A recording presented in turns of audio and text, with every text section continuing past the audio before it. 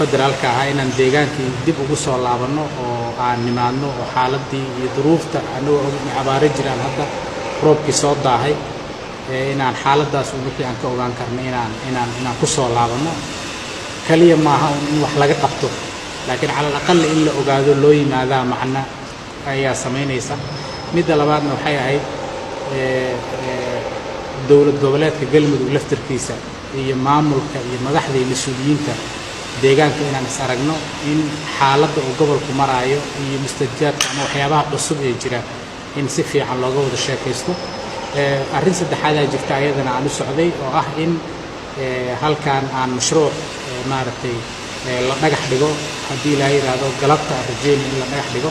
mashruucaasoo taqriiban 9 qaybood mashruuc ka kooban ah iskuul leh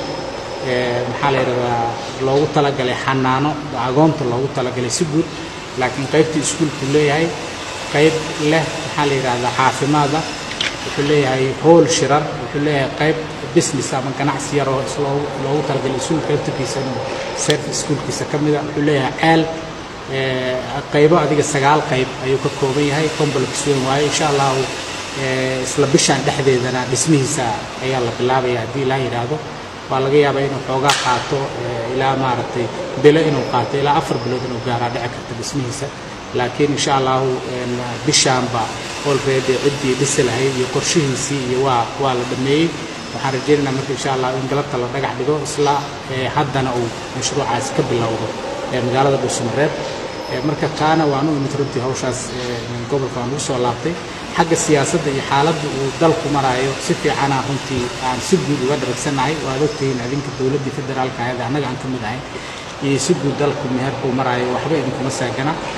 waa kala war qaadan doonaa hadii Ilaahay rado waan la iswarsan doonaa galmudug waxaan isleeyahay maamulka ka jira madaxweyne ay leedahay xukuumad ay leedahay baarlamaan ay leedahay wixii shaqadooda iyo mas'uuliyadda iyo galmudug wixii ka sameysmaayay iyo wixii laga sameynayo iyo tilaabada la qaadayo iyo dhinaca loo dhaqaaqayo ayaga in looga dambeeyo iyaga xaq u leh inay masiirkooda jaangooyaan ayaga xaq u leh inay ka tala bixiyaan baarlamaankeeda xaq u leh tilaabada uu qaadayo iyo tijaah uu aadayo annaga ayaga uga dambeynaa inta kale dadka ama xildhibaan federaal ha noqoto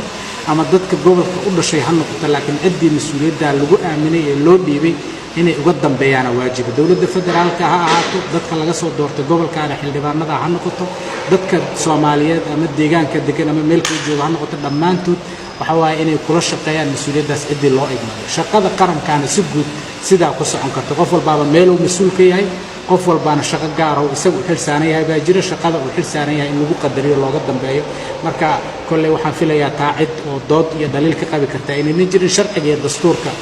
qaranka iyo midka gobolka intuba inuu sidaas uu muujinayo marka talo waa lagu leeyahay toosin waa lagu leeyahay ra'yi in waxay saxan waxaana saxan la yiraahdo laga tala bixiyo xaqa loogu leeyahay laakiin go'aan markay gaarto go'aan qaadashada waxa iska leh maamulka iyo dawlad goboleedka madaxweynaha